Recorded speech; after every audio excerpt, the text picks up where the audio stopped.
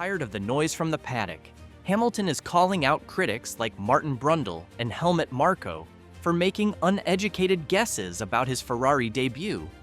And after a sprint win and a disqualification that wasn't even his fault, the timing couldn't be more perfect. But why are so many people so quick to doubt a 7-time world champion after one messy weekend? And what does it say about the sport when even its legends forget how long greatness actually takes to build? When asked what his response was to the doubters, Hamilton said, "I see certain individuals, and again, I don't read the news, but I see bits here and there. See people that I've admired for years just talking out of turn. Clearly, some of them really just making uneducated guesses of what's going on." Hamilton's message was clear. He has heard the noise. He knows who's been doubting him, and he's not going to let it slide anymore. It wasn't just the usual media chatter that got under his skin. It was the fact that some of the loudest criticism came from people he once respected. Former drivers, analysts, legends of the sport, people like Brundle and Helmut Marko, who should know what it takes to switch teams, adapt to a new car, and build something from scratch. But instead of giving him time, they gave him grief. One tough race weekend, and suddenly was Ferrari a mistake? And has Hamilton lost it? That's what makes his response so powerful. It wasn't angry, it was deliberate. Surgical. He didn't need drama, just facts. And a reminder that maybe, just maybe, the people talking should spend less time guessing and more time watching. Because Hamilton isn't asking for praise. He's just asking for patience. And look, even I get impatient sometimes. But if Lewis says he's building something, I'm gonna wait and see what he builds. But patience is a two-way street. And while Hamilton's been willing to give Ferrari time, some voices in the paddock haven't offered him the same courtesy. Hamilton didn't name names, but he didn't need to. The paddock has been buzzing with subtle digs and side-eyes since Australia. Brundle, for starters, has been polite but pointed. After China, he spent more time hyping up Leclerc's performance despite the fact that Hamilton won the sprint. It was as if the disqualification canceled out the progress. I get it. Martin's got a soft spot for clean Sunday drives. But when a driver makes bold moves in a chaotic sprint and comes out on top, that deserves more than a footnote. So when Lewis said, "People I've admired for years, talking out of turn," I couldn't help but think, yeah, that one's for you, Martin. Then there's Helmut Marko. Honestly, it wouldn't be an F1 weekend without him stirring the pot. He didn't call Hamilton underwhelming outright, but his comments definitely leaned that way, pointing out how Leclerc was clearly faster and suggesting Hamilton had more to prove. As if switching to Ferrari should come with instant podiums. Classic Marko. Always bold, rarely balanced. If Hamilton's comment about uneducated guesses had a home address, it'd be somewhere in Austria. And then you've got Ted Kravitz, the accidental grenade thrower.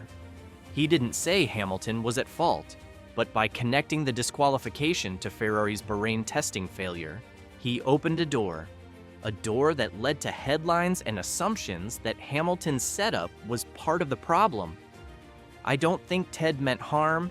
He's more notebook than hit piece. But when you bring up testing laps from weeks ago, you're playing with matches. And that's really the issue, isn't it? The pattern? The moment things go sideways, people jump to conclusions like it's a qualifying session, no room for nuance, no allowance for adaptation, just instant analysis, hot takes, and enough armchair engineering to fill a paddock. I get it. Everyone wants to be first with the opinion. But some of these voices should know better. They've seen champions change teams before. They've watched how long it actually takes. And yet, here we are, 3 races in, and Hamilton's already got people writing the "was it worth it" think pieces. Maybe instead of guessing, they should just wait and see. Because that's what I'm doing. But you know what's wild? Lewis Hamilton won a race in China, and no one's talking about it. That sprint performance wasn't just a fluke. It was fast, focused, and frankly, flawless.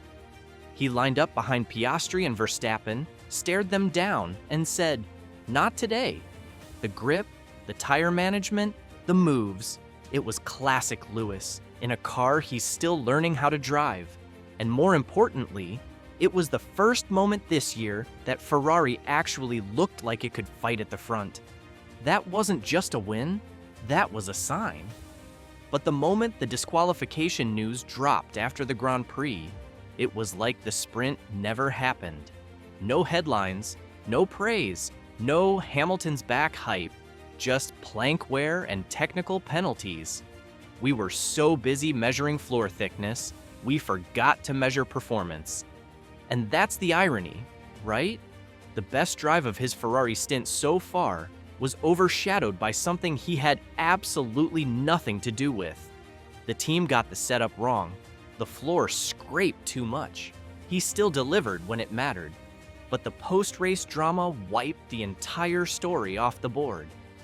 I saw that sprint and thought, this is the breakthrough. Hamilton looked comfortable, aggressive, and in sync with the SF25. The kind of chemistry you only get when a driver and car start speaking the same language. But instead of celebrating that progress, the paddock hit the panic button. So let's talk about the elephant, or rather, the plank in the room. Hamilton's disqualification from the Chinese Grand Prix came down to 0.5 millimeters of wear on the skid block. That's it, half a millimeter, about the thickness of a credit card. And it wasn't caused by reckless driving, curb hopping, or anything wild. He drove clean, consistent, smart. The issue? Ride height. And who controls that? The team. Ferrari got the setup wrong, plain and simple. And remember that little offhand comment Frederick Vasseur made to Ted Kravitz? The one about Bahrain testing? That's where the trail starts. Hamilton didn't get to complete a proper race simulation in pre-season because of a technical fault. This means Ferrari entered the season without key data on how the car behaves in long dry runs. The first time they tried it properly? Shanghai. And boom, plank wear. You don't need to be an engineer to see the pattern here, but instead of focusing on that, people started acting like Hamilton had somehow failed, like he'd pushed the car too hard or made some unforced error. That's nonsense. You don't blame the pilot when the engineers forget to check the landing gear. You ask the ground crew what went wrong. This wasn't driver error, it was a team oversight. And the frustrating part? It wiped out one of his most promising weekends in red. When the car is finally clicking, when the form is turning, when the headlines should be about redemption, we're back to talking about legality sheets and scrutineering. Hamilton did his job in China, it's Ferrari that didn't hold up their end. But even then, it's not the end of the world, as we will see later in the video. Here's what people seem to forget. Switching teams in Formula One isn't like switching hotels. You don't just roll in, unpack your helmet, and start winning.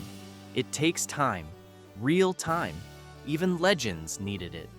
Vettel joined Ferrari in 2015, and while he won races early, it still took a few seasons before Ferrari mounted a serious title challenge in 2017 and 2018. And Fernando Alonso? Same story. He had the firepower and the skill, but Ferrari's complexity still tripped him up. Hamilton knows this better than anyone. His first season with Mercedes in 2013 wasn't fireworks from the start. He had flashes of brilliance. Sure, but it took a year of grinding, adapting, and syncing with the engineers before the real domination began. That's the thing. Greatness doesn't come pre-packaged. You build it brick by brick. And Ferrari isn't just another team, it's an entirely different ecosystem. Their structure, their workflow, their engineering approach, it's all wired differently. From the radio calls to the pit wall dynamics, it's a culture shift. Hamilton summed it up perfectly. It's not easy moving to a new team that works completely differently, completely different characteristics of car. You don't just jump in and it's good. I mean, you really think a 7-time world champion doesn't know how to drive anymore? Or maybe he's doing what champions do best, learning, adapting, absorbing. He's not here for a one-weekend sprint. He's here for the long game. And it shows. In his interviews, in his body language, even in that sprint win. He knows what he's building.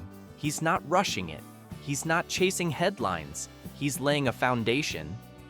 So yeah, there's frustration, there's a plank drama, there are critics, but there's also context.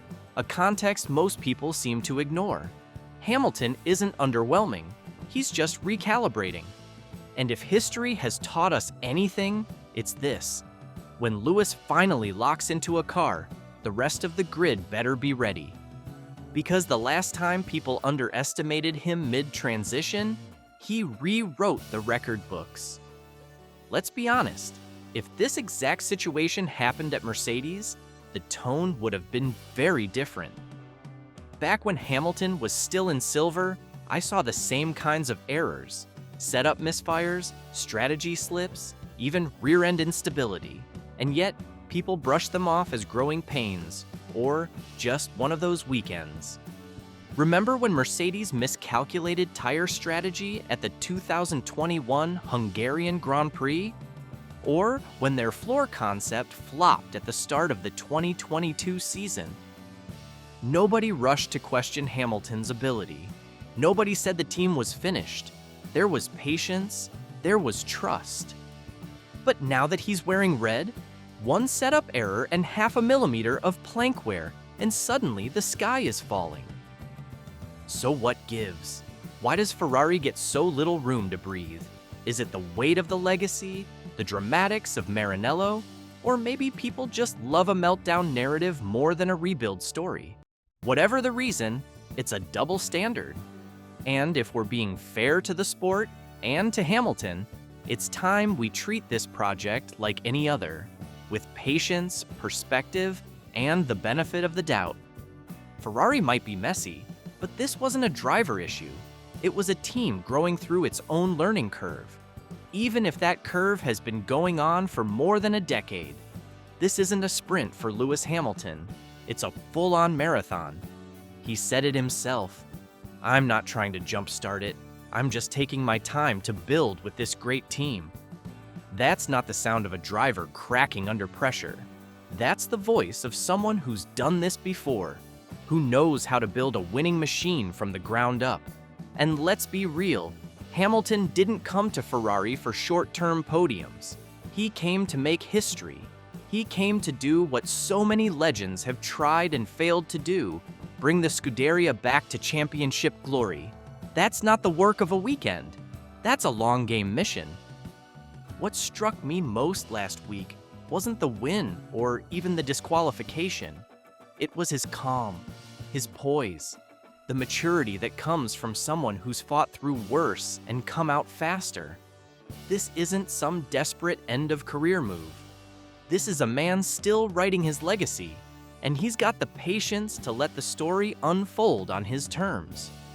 And while the rest of the paddock obsesses over plank wear and early points tallies, Hamilton's thinking bigger. He's laying the foundations, he's learning the culture, reshaping the feedback loop, and syncing with the engineers. These are the boring but essential bricks of a future title run. Ferrari's car and team might not be perfect, the strategy might be flawed, but Hamilton is right on schedule. And when he finally gets everything lined up, when car and driver click, you'll look back on moments like China and realize this wasn't the downfall, it was the beginning.